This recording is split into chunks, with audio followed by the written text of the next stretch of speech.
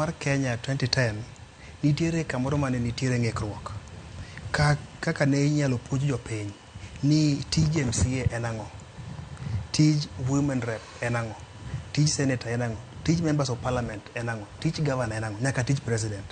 Iyudo ka e gweng' kucho dwaro ma okerneno members of county assembly bedo gone gibedo nikech koso ng'eyo tich mar member of county assembly. Iyudo ka idhi kucho japiny ong'eyo ni kano oseyieri jatelo onego bed ni nyalo loso nyaka lam e kor gweng', mano MCA. Koro iyudo ka civic education ne ok otim moromo, kata onego bed ni en gima government onego bed ni keto pesa mar puonjo jopiny e role mag jotendgi.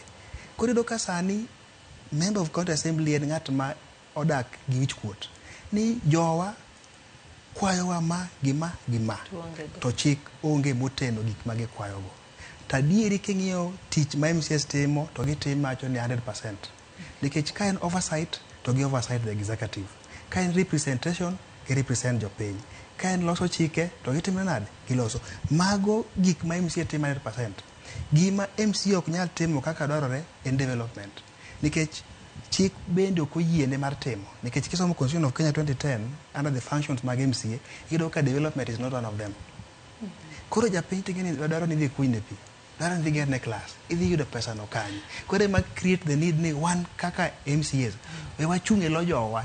Ineno agenda mwa push ni ok ni wan ema create, jopiny ema odhiere irwa. Koro jopiny oro, wan jopiny oorowa mondo wadhi wamany negi pesa mar development e ward. to sama e ward na sama ni manyo kura ni wacho ni singo ni dhi kunyo koro ni wuondowa. Koro wanyisi gimoro.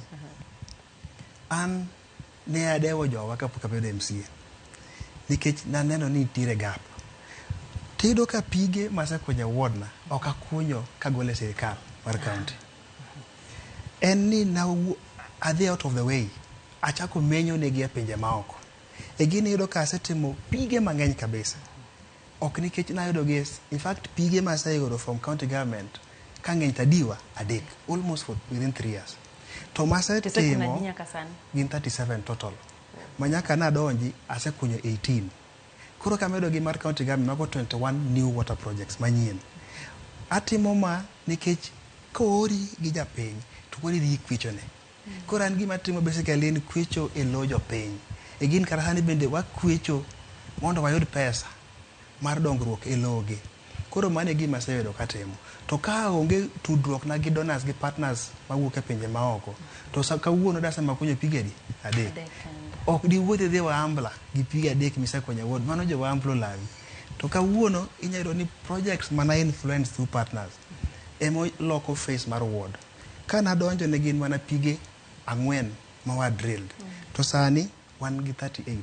To target ni orana bed gi pige 50 mondo koro wachak keyo gi e miere. Koro ka distance from one ball to the next bedo machiek. Ndio ndaka chiel kende olema ini se kunyo pi kosise